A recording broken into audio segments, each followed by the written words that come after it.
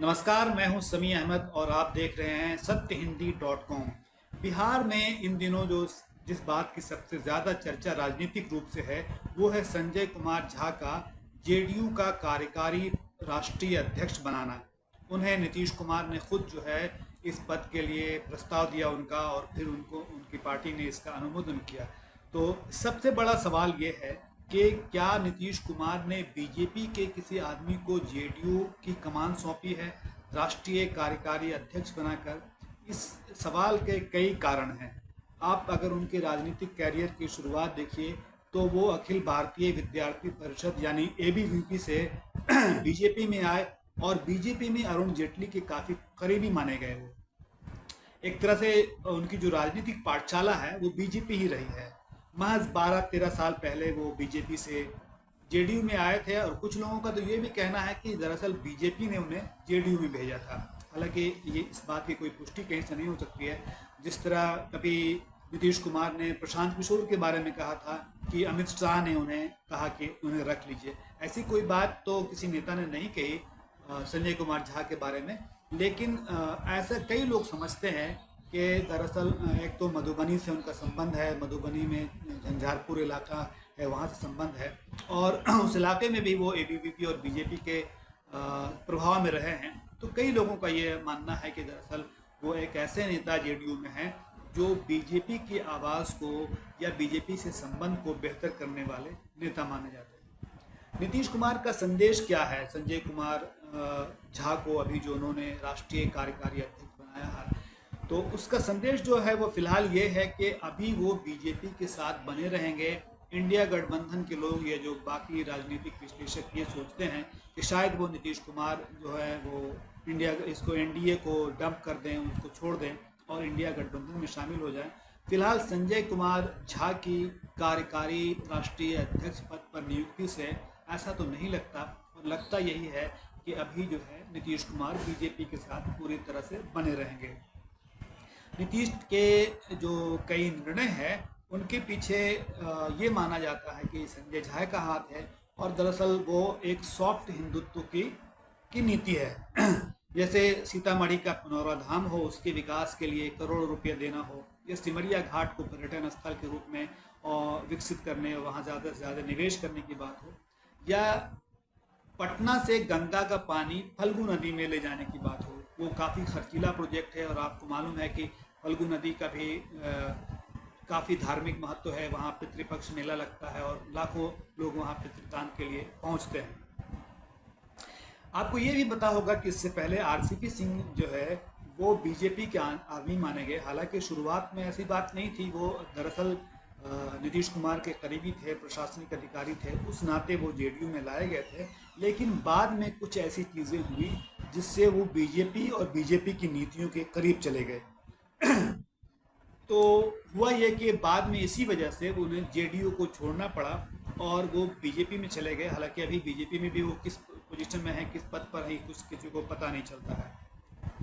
लेकिन आरसीपी सिंह के समय से ही ये हुआ कि जो बीजेपी की बहुत सारी हिंदुत्ववादी नीतियाँ थी उस पर शुरू में जेडीयू की राय ये थी कि वो उनके साथ नहीं है, उनका मतभेद है उन मुद्दों पर।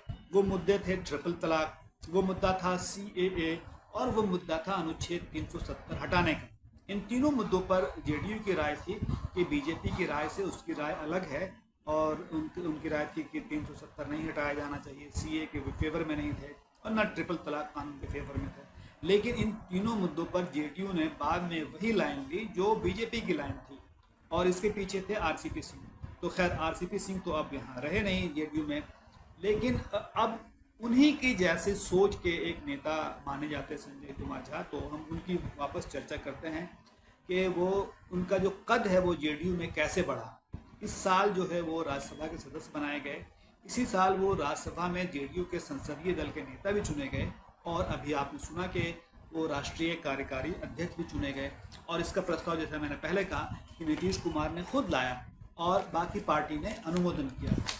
यहाँ जेडीयू में इस तरह के पद पर नियुक्ति जो होती है उसमें कोई चुनाव नहीं होता, या जैसे नीतीश कुमार का भी जो हुआ, कोई न नामांकन हुआ, न कोई उसके लिए कोई तिथि निकाले गई कि इस तिथि को मतदान होगा। वो बस जो सर्वमान्य नेता है नीतीश कुमार, तो नीतीश कुमार की जो इच्छा होती है बाकी लोग उसका अनुमोदन ही करते हैं।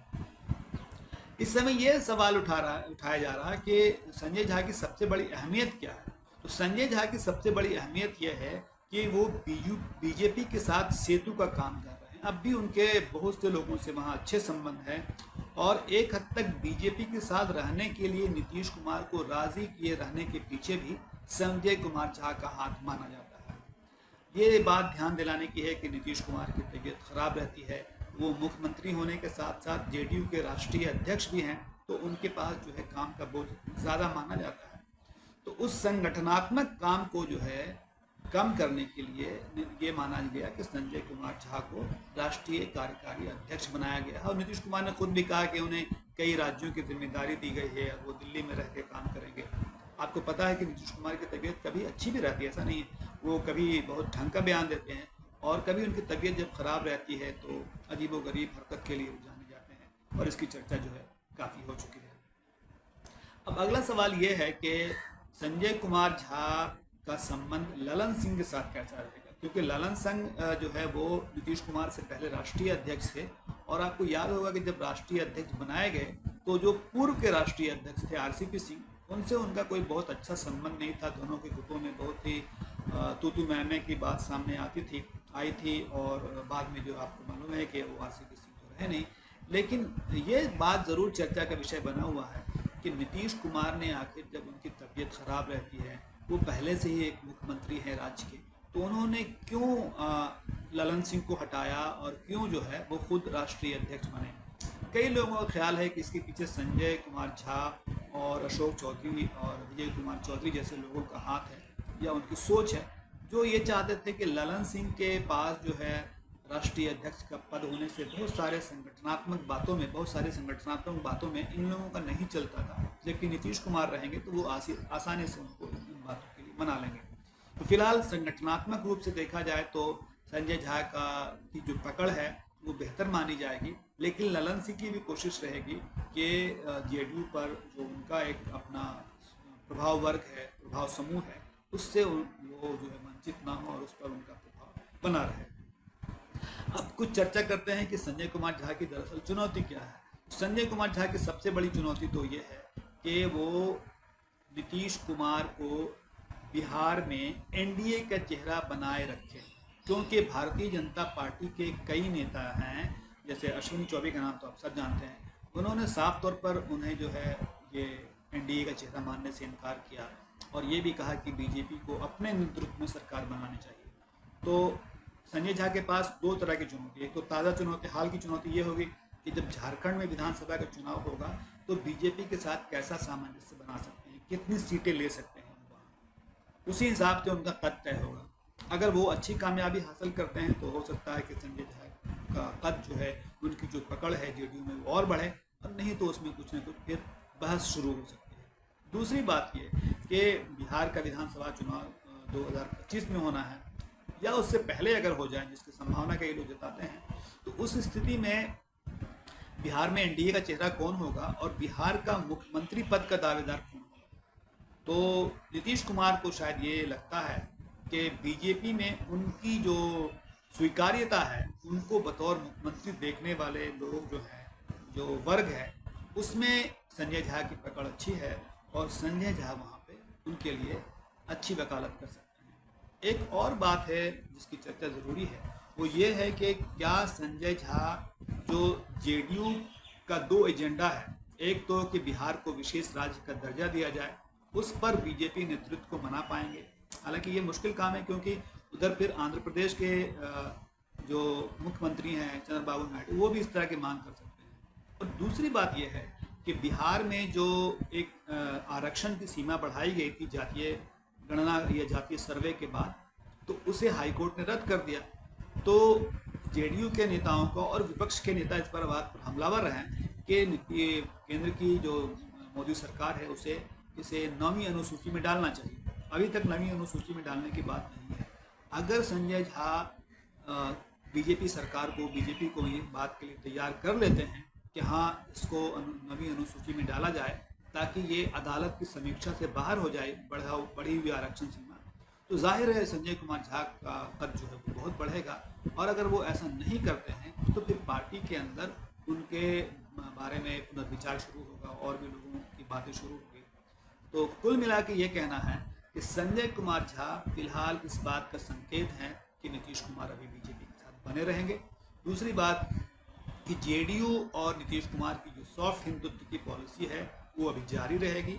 अगर ललन सिंह आते तो शायद वो उस पॉलिसी में कुछ बदलाव आता या उस पॉलिसी को कुछ डायल्यूट किया जाता, लेकिन फिलहाल ऐसा लगता है कि संजय कुमार झा को सामने लाकर नीतीश कुमार ने ये संकेत दे दिया है कि जेडीयू किस नीति पर चलेगी और जेडीयू फिलहाल बीजेपी के साथ रहेगी। आपका बहुत शुक्रिया।